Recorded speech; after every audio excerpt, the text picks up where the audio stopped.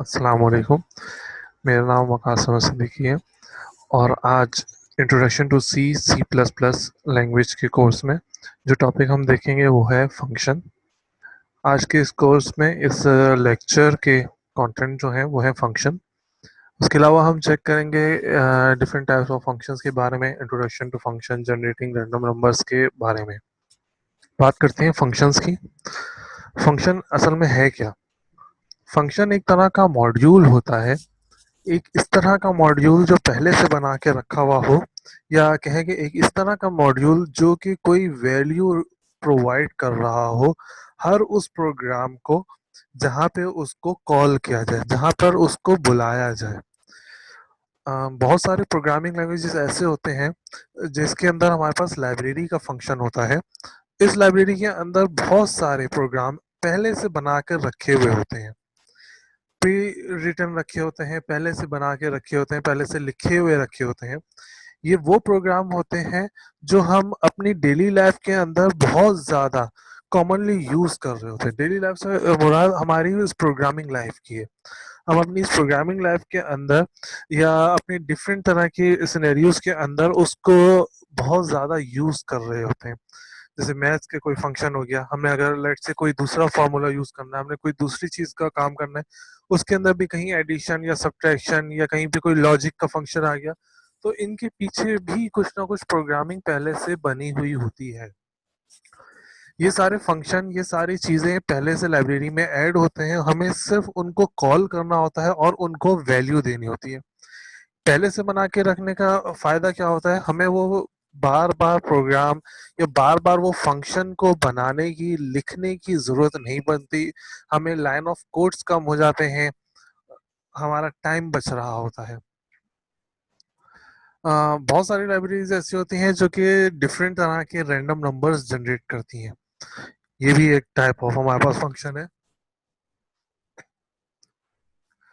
Function जो है एक स्पेशल टाइप का मॉड्यूल होता है। अ, इसको भी हम एक रेगुलर मॉड्यूल ही कह सकते हैं, लेकिन कुछ वेज में। जैसे कि फंक्शन जो है ग्रुप ऑफ स्टेटमेंट्स को परफॉर्म करता है किसी भी स्पेसिफिक टास्क के लिए। When you want to execute a function, you call it. जब भी आपको ज़रूरत होती है फंक्शन की परफॉर्म करने की, या किसी भी फंक्शन को परफॉर्म करने के लिए, हम क्या करते हैं, हम सिंपली उसको कॉल कर लेते हैं उसके नाम से, या उसकी किसी सिंबल से, किसी भी ऑपरेंड से, उसके किसी भी चीज़ के थ्रू हम उसको कर सकते हैं। लेट से जैसे स्टार्टिंग में प्रोग्राम के अंदर हमने इससे पहले लेक्चर में देखा था, एक जगह पे लिखा होता I N T A, integer type of data. इस इंटीजर को, कंप्यूटर को कैसे पता चलता है कि इंटीजर वही रियल नंबर्स को, या उसकी रेंज यहाँ से यहाँ तक है? तो उसके पीछे भी कुछ प्रोग्राम्स होंगे। इसी तरह से जैसे हम सी इन या सी आउट कर रहे होते हैं, सी इन या सी आउट का कोई भी प्रोग्राम नहीं लिखता कि सी इन और सी आउट का मतलब क्या है, किस तरह से इनपुट और आउटपुट ले रहा होगा। ये फंक्शंस हैं जो पहले से प्री रिटन है, हमें सिर्फ इनको कॉल करके वैल्यूज प्रोवाइड करनी होती है। फिर बात करते हैं हम अपने लाइब्रेरी फंक्शंस की। अ, बहुत सारी प्रोग्रामिंग लैंग्वेजेस जो हैं उनके अंदर हमारे पास लाइब्रेरी फंक्शंस पहले से रिटन मौजूद होते हैं। प्रोग्रामिंग लैंग्वेज जैसे ही डाउनलोड करते हैं या जैसे ही हम उसके सॉफ्टवेयर डाउनलोड करते हैं, तो उसके साथ हमारे पास लाइब्रेरी ऑटोमेटिक आती है। ये फंक्शन जो जो प्रोग्राम के साथ, या कहो कि जो हमारे सॉफ्टवेयर्स के साथ आते हैं, इनको हम बोल रहे होते हैं लाइब्रेरी फंक्शंस।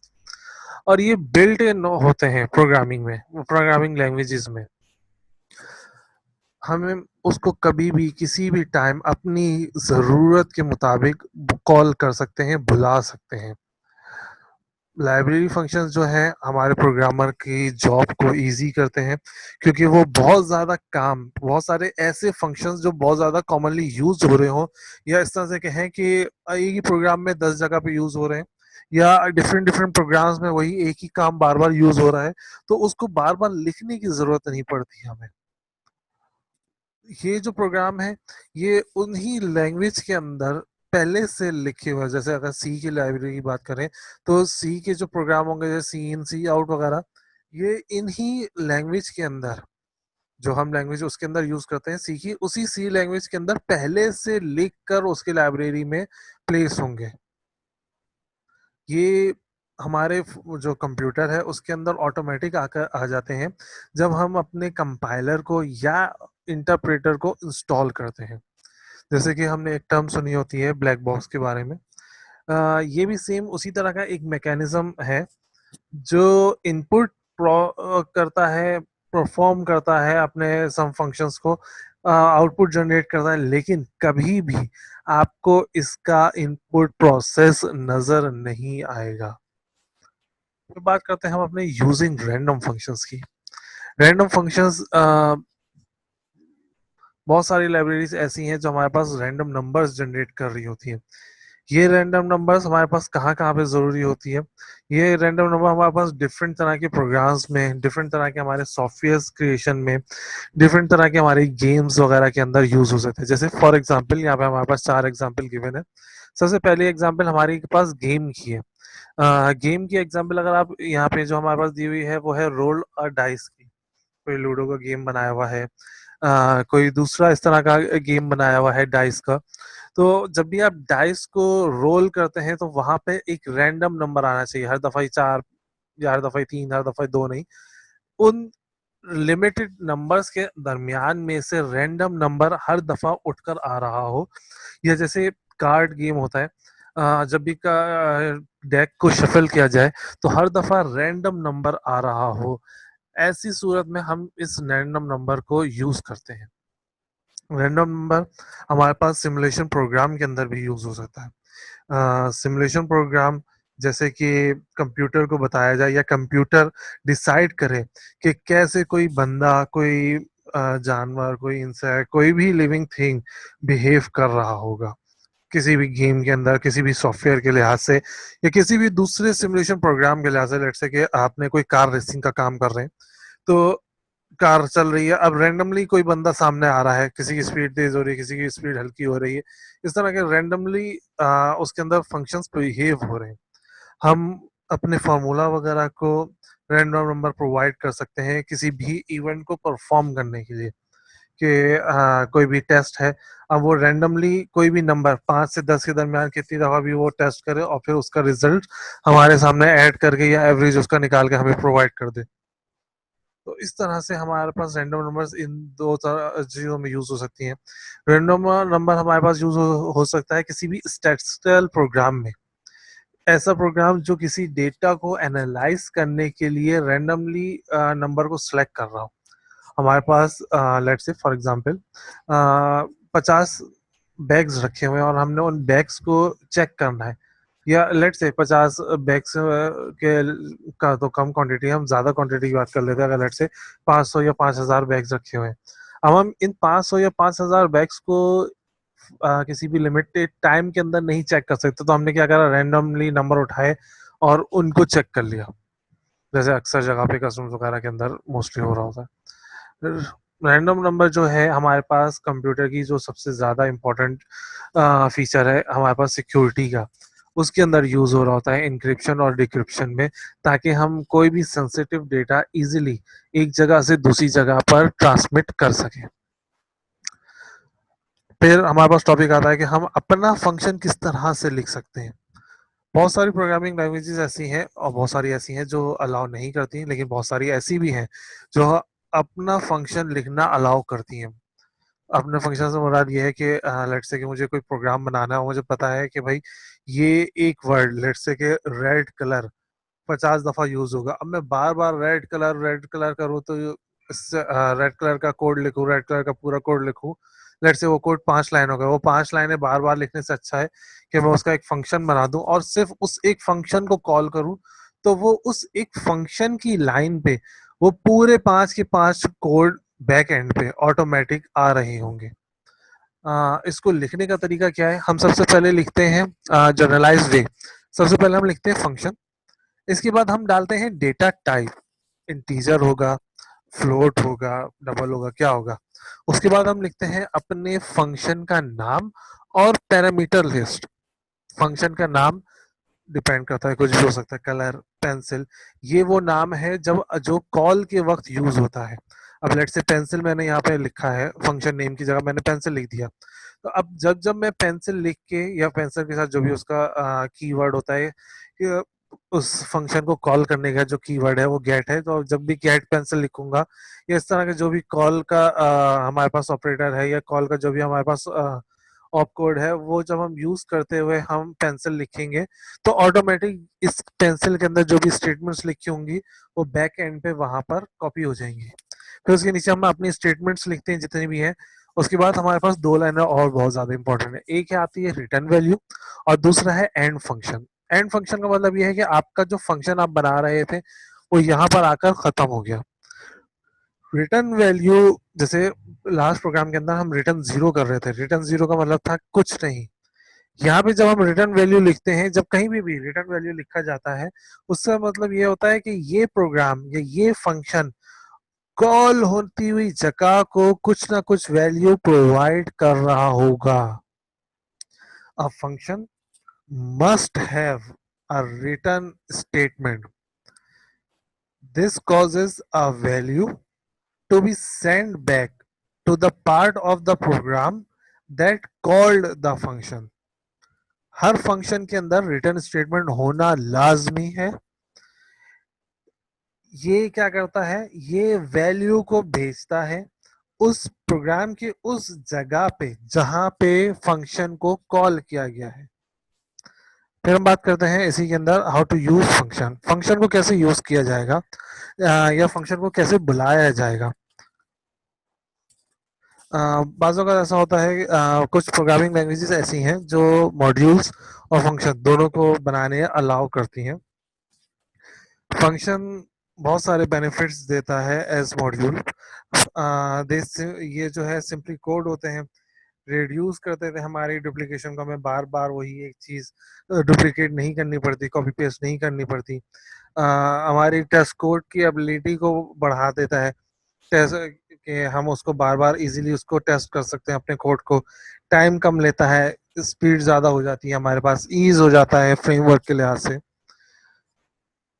अब यहाँ पे जो हमारे पास फंक्शन है उसकी बात कर लेते हैं।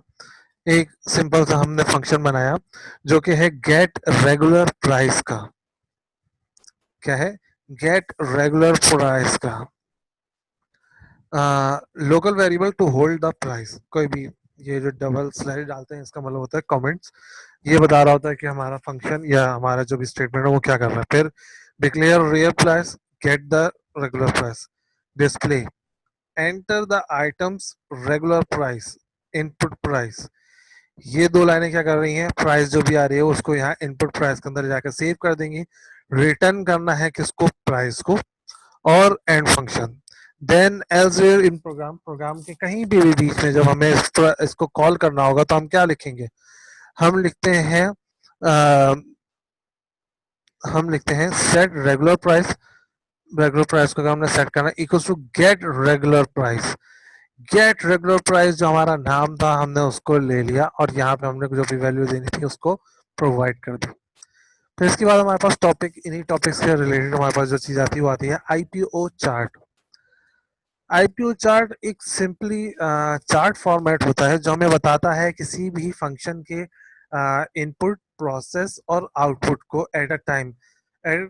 कोई भी स्टेटमेंट को जब एग्जीक्यूट किया जा रहा है तो उस टाइम पे फंक्शन क्या परफॉर्म कर रहा है, उसके अंदर इनपुट क्या आ रहा है, उसके अंदर प्रोसेस क्या आ रहा है, उसके अंदर आउटपुट क्या है।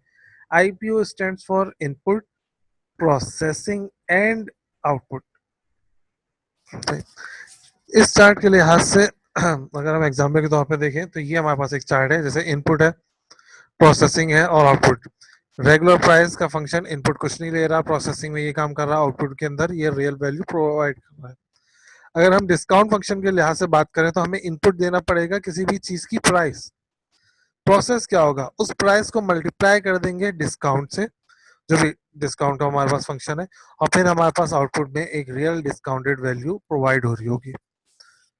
फिर उसी की तरह हमारे पास एक रिटर्न स्ट्रिंग के लिहाज से है कि अगर हमें लेट से कोई वैल्यू नहीं देनी, हमें कोई स्ट्रिंग प्रोवाइड करना है तो क्या होगा, आपने वहां से यूजर का नेम लिया और फिर उसी को इनपुट नेम करके रिटर्न द नेम करके एंड फंक्शन कर दिया। अब जब जब भी हम कहेंगे गेट नेम, तो यहाँ पे जो वो पूछेगा नेम क्या है, और फिर वो नेम आपके पास आउटपुट में शो हो जाएगा। इसके अलावा जो सबसे ज्यादा यूज होने वाली हमारे पास फंक्शन है वो है मैथमेटिकल फंक्शन। मैथमेटिकल फंक्शन के अंदर भी दो सबसे ज्यादा इंपॉर्टेंट फंक्शन है। एक आपके पास आता है SQRT और एक आता है पॉ, POW। SQRT मतलब स्क्वायर रूट और पॉ मतलब पावर।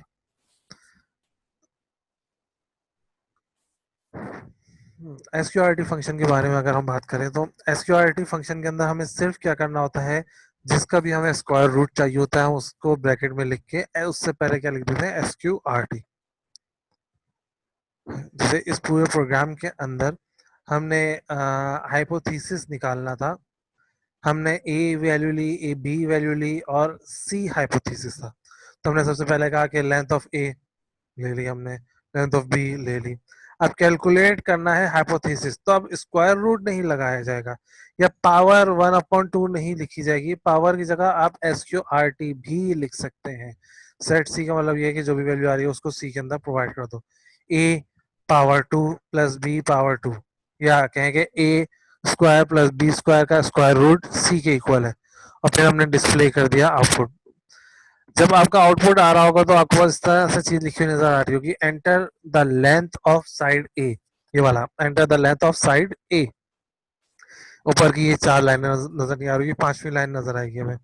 जैसे ही 5 लिख के आपने एंटर करा, कहाँ चला जाएगा, ए में ऑटोमेटिक। फिर वो आपके पास बी के लिए पूछेगा, enter the length of B. जैसे आपने 12 लिखी, 12 या 5 कुछ भी लिख सकते हैं, ये एग्जाम्पल के तौर पर 5 और 12 वैल्यू लिखी है। फिर उसके बाद जैसे ही आप एंटर दबाएंगे ऑटोमेटिक आपके पास आंसर जनरेट हो रहा होगा। इसने यहाँ सी कैलकुलेट करा, लेकिन सी को अभी आपको डिस्प्ले नहीं करा है, डिस्प्ले यहाँ जाके कर रहा है, the length of hypothesis is, और फिर इसके बाद जो स्क्वायर रूट में सी। अब देखो सी कॉमा से बाहर है, इसका मतलब सी कोई वेरिएबल है। अगर सी कॉमा के अंदर होता तो ऑटोमेटिक सी लिखा हुआ आ रहा होता, यहाँ हाइपोथेसिस इज के बाद सी। ये जाएगा सी की वैल्यू पर, आप जाके सी की वैल्यू देखी, यहाँ पे सी की वैल्यू आ रही थी, तो जो भी सी की वैल्यू बन रही थी वो ऑटोमेटिक यहाँ पर आकर सेव हो जाएगी या आउटपुट के अंदर शो हो रही होगी। फिर आता है हमारे पास पॉ। पॉ का फंक्शन अभी जैसे मैंने आपको बताया सिंपल पावर का होता है। बहुत सारे प्रोग्रामिंग लैंग्वेज हमारे पास ऑपरेटर ऑफ पावर, जो ये आपके पास एक कैप है, ये नहीं दे रहे होते हैं। ये इसका फंक्शन नहीं होता, यहाँ उसको काउंट नहीं कर रहे होते। एट दैट टाइम हम POW का यूज करते हैं। POW के अंदर हम किस तरह से लिखते हैं, POW 4,2। अब 4 और 2 की जगह पे कुछ भी हो सकता है, अल्फाबेट भी हो सकते हैं, नंबर भी हो सकता है। ये जो दो नंबर है, एक इसके अंदर से पावर है और दूसरा इसके अंदर से बेस है। ये पढ़ा जाता है पावर ऑफ 4 टू, ये बोला जाता है value of 4 raise to the power of 2, मतलब 4 की पावर निकालनी है 2 टाइम, 4 स्क्वायर लिखा हुआ है। फिर इसके अलावा हमारे पास और डिफरेंट लाइब्रेरीज हैं, जैसे ABS, abyss, cos, round. Abyss हमारे पास एब्सोलूट वैल्यू प्रोवाइड कर रहा होता है, ठीक है। कॉस सिंपल हमारे पास ट्रिग्नोमेट्री फंक्शन है। राउंड हमारी वैल्यू को राउंड कर देता है, 3.2 है तो 3 कर देगा, 3.5 है तो 4 कर देगा। 0.5 या उससे ऊपर की सारी वैल्यू को आगे ले जाता है, और 0.5 से हर वैल्यू वैल्यू के अंदर उस वैल्यू को जीरो कर देगा, पॉइंट के बाद वाली वैल्यू को जीरो कर देगा। साइन और टेंजेंट, फिर वही आपके पास ट्रिग्नोमेट्रिक फंक्शन आ गया। इसके अलावा हमारे पास एक फंक्शन होता है जब हम अपनी एक डेटा टाइप से दूसरी डेटा टाइप के अंदर कन्वर्ट कर सकते हैं, जैसे रियल से इंटीजर के अंदर। तो इसको यूज करने के लिए हमारे पास फंक्शन होता है टू रियल, या अगर हमें जैसे इंटीजर में करना है तो हम लिखते हैं टू इंटीजर। ये रहा हमारे पास फंक्शन टू इंटीजर या टू रियल। टू रियल का मतलब ये है कि रियल में कन्वर्ट कर दो, टू इंटीजर से मुराद ये है कि इंटीजर के अंदर कन्वर्ट कर दो। आज का जो हमारा लेक्चर है वो हमने देखा है पियर्सन हाइट से ये हमारे पास लिंक है, आपके पास ये लिंक आपकी जो PPT है उसके अंदर आपको मिल जाएगा। आज के लिए यही तक था। Thank you, Allah Hafiz.